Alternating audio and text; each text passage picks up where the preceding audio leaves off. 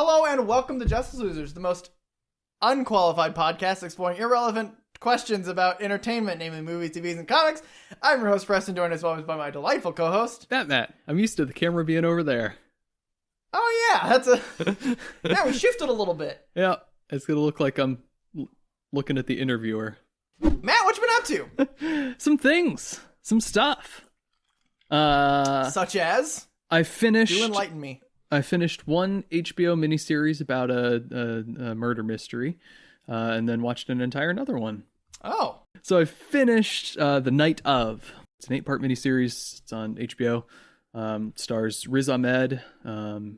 He was the pilot in Rogue One, which is where you'd know him from.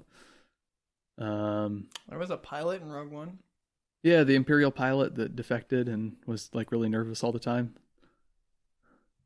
Oh. You've probably seen him in some other stuff. He's just kind of around. What's his name? Riz? R-I-Z. R-I-Z? Might be Reese. Yeah, he's Oscar nominated, maybe won for The Sound of Metal this past year, which I keep meaning to see. Oh, yeah, I recognize his face. Yeah. He's mostly been because of stuff. The Sound of Metal. Mm-hmm. Yeah. So he's the main character. He's a well-behaved son of Pakistani immigrants in the show, The Night Of specifically. Mm-hmm. And he's going to go out one night to a party, and through a complicated series of shenanigans, he ends up. You've got a face going over there. Sorry, I'm seeing all the things he's in, and several of them I like passively recognize. He's in Assassin's Creed Gold. I don't know what that is. I don't know what it is either. He's also gonna be Hamlet in Hamlet. Okay. Which is in pre-production right now. It doesn't have a current. I mean, it's probably gonna. Interesting. To be honest, it's probably gonna be bad. Like, are there any good movie versions of like Shakespearean plays? Kenneth Branagh did a cool half dozen good adaptations of Shakespeare plays. There was a modernized Coriolanus adaptation in about 10 years ago with Ralph Fiennes and Gerard Butler. The original Romeo and Juliet from like the 60s is pretty good. Romeo plus Juliet is interesting. There's The Lion King, of course. Although not the remake, not so much. So anyway, back to the story. He's mild-mannered college student, son of Pakistani immigrants, generally very well-behaved, likable, kind of shy guy. Goes out, he wants to go out to a party one night through a complicated series of shenanigans, ends up going home with a young woman, does a lot of drugs, passes out in the kitchen, and wakes up, goes up to her bedroom to say goodbye, and she's been brutally stabbed to death. Many times. That's where that was going. So he doesn't know if he did it or not, and they also. So is he the primary suspect? And yeah, he runs out with a knife in his pocket and immediately gets pulled over. Jesus. And it's so it starts out as like just kind of a classic like, okay, did he actually do it? And his lawyer's John Turturro, and he's kind of John Turturroing around, and so John Turturro's trying to get him out, and then it kind of evolves. It's not just it goes from being just like a classic straightforward murder mystery type thing into in the meantime, like all of the evidence is like, yeah, this guy did it. He went to her house, they were alone, he comes out with the bloody knife in his pocket. Yeah, he killed her. No way around it. Then it becomes a buddy cop road trip shorts miniseries. Yay! No, then it becomes an unflinching look at the brutal and often paradoxical ways that our prison system operates. Oh! Because he's in prison in the meantime. Oh, There's like $10 million bail or whatever because he's psychopathic killer, apparently. Maybe. Allegedly. Allegedly. And so he's thrown in Rikers, which is high security prison in New York, and like it's partly about the system, sort of the legal system trying to prove his innocence or not, and then partly about the prison system turning him into the person that everyone thinks he is. It's got Michael K. Williams, who was Omar on The Wire, really fantastic actor. He plays like kind of a mentor figure almost in the prison, and it's really good. It asks some interesting questions. It goes some interesting directions. It feels very much like classic The Wire, Sopranos, HBO style stuff where it's very gritty and like they really get into the nuances of paperwork and following trails of evidence. Bill Camp is the detective. He plays the janitor in Queen's Gambit and is apparently in just like everything. He's character actor. Yeah, just one of those character actors. He's in the Joker, or Joker. He's one of the policemen that chases him around at one point. Oh yeah, I recognize his face. He's in 12 Years a Slave. Yeah, Birdman, Killing of a Sacred Deer. What?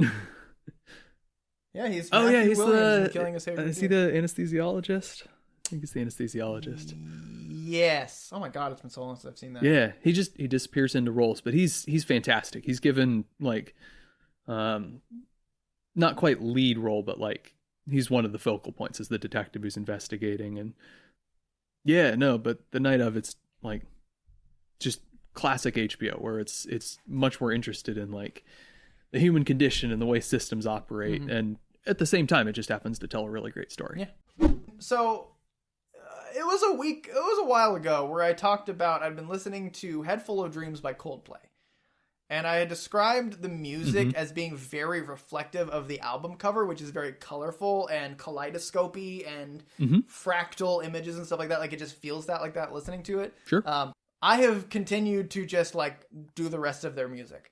Okay. I'll choose an album. I've listened to most of their albums before. But I wanted to actually be familiar with their music. Yeah, they kind of feel like one of those bands that everyone's heard but no one's listened to. Right, exactly. And they have so much good music. My God, like they're very underrated. The reason this is a little finicky because I'm gonna get hate from multiple people if we had listeners. I hate you. So I very cautiously say that they're underrated because they are a popular band. They're a band that everyone knows. And you know the name of Coldplay. And yeah, I could probably recognize a few songs even. Right. But like you said, it's a band that people have heard but never listened to. But then there's also the people who love Coldplay who feel like they're like the hipsters because they actually listen to Coldplay. And it's like this, I feel like they live in their own little void. Like there's just like this Coldplay realm that it's just kind of underrated, underappreciated realm that the only people that actually appreciate them are people that are hipsters typically, but everyone knows them. And it's a weirdly unique experience, or like not experience, a weirdly unique position for them to be in. But they have a lot of really good music.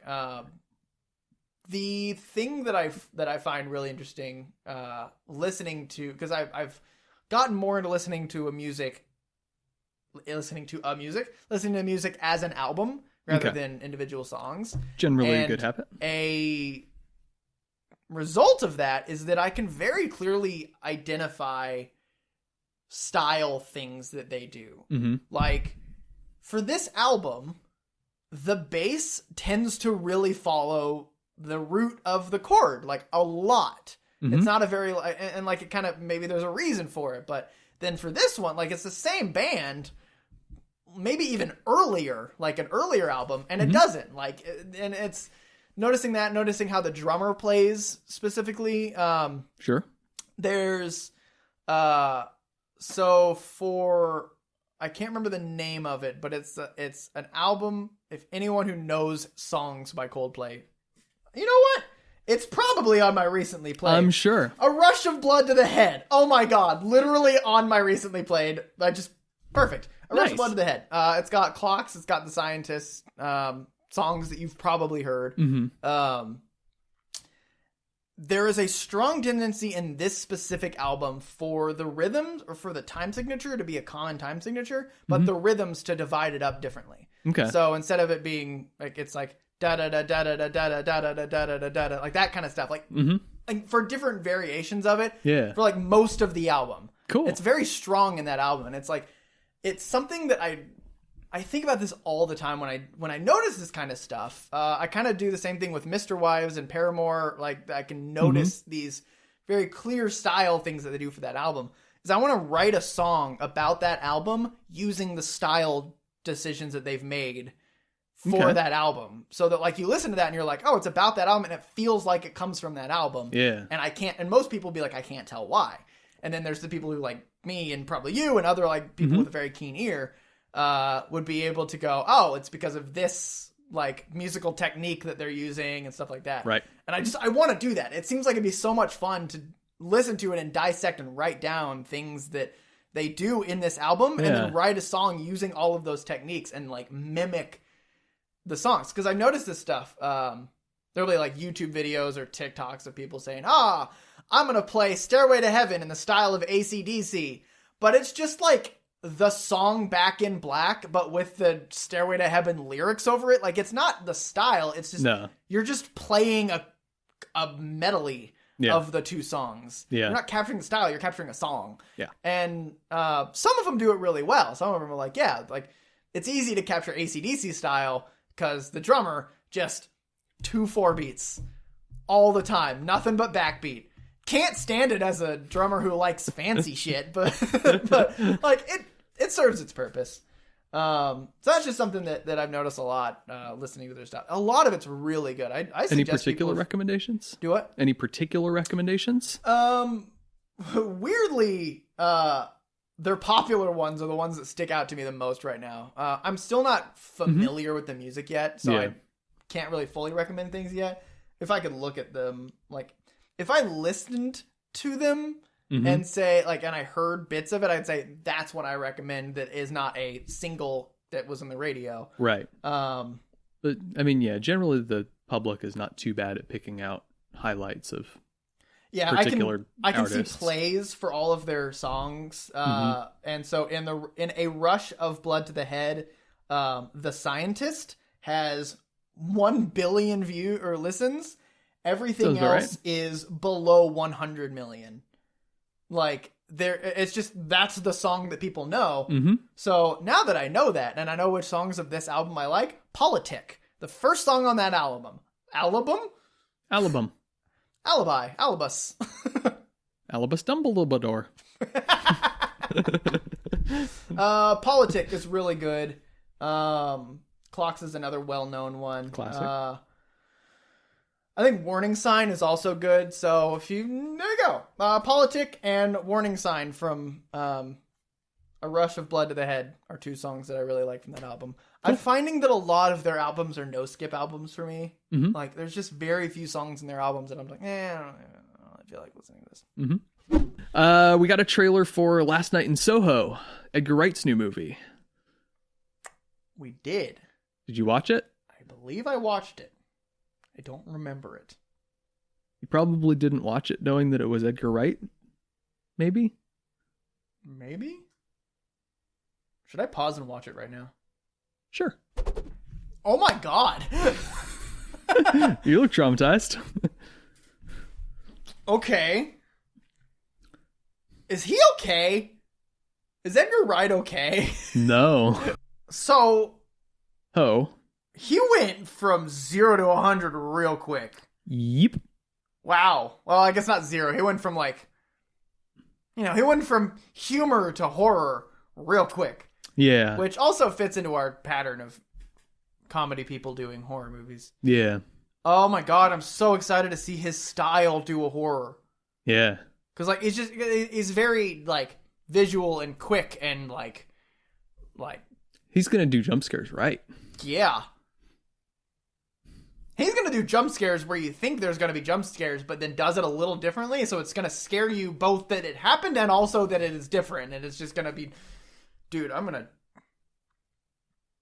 The shadow person walking down the stairs looked so cool. Yeah. Good effects. So we got Thomas and Mackenzie, who's awesome. We got Smith. Anya Taylor-Joy, who's awesome. And Matt Smith, who's looks really creepy in this. And... So is it... What do we know about it? Do we know anything about it?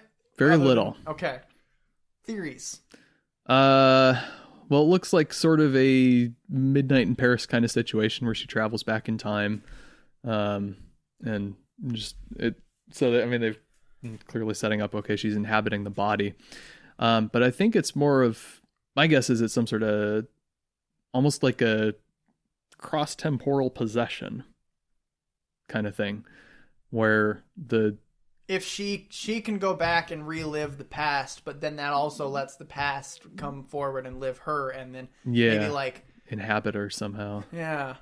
And maybe like the friend, like the Matt Smith character killed her past inhabited person, and now that maybe that's okay. This is my theory. Okay. All right. What's the main actress's name? Not Anya. Thomasin McKenzie. Thomasin McKenzie.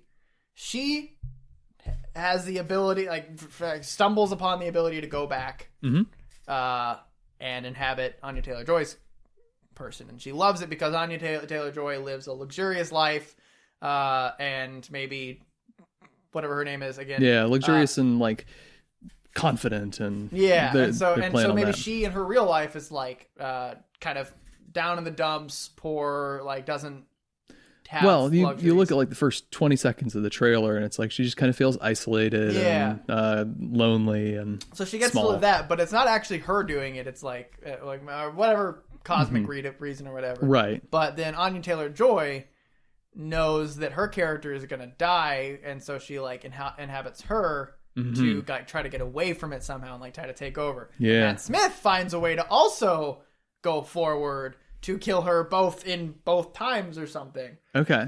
I'm starting to get Christopher Nolan I think that might be what's going on, is like we're getting Matt Smith trying to kill Anya Taylor-Joy through her, and she's just a middle person. That's my theory. Yeah. It's not a robust theory. It's not a stretch from what we've seen. No, I mean, there's a lot of directions this could go, but that's an entirely plausible one. I'm excited. Yeah, looks good. Hey guys, Preston here. We could only fit about 15 to 20 minutes of this episode on video, so if you want to listen to any more what you've been up to's or news things that we talked about, you can listen to the full audio version. You can find it on Spotify, SoundCloud, iTunes, iHeartRadio, and any other app that you listen to podcasts on. Thanks for watching!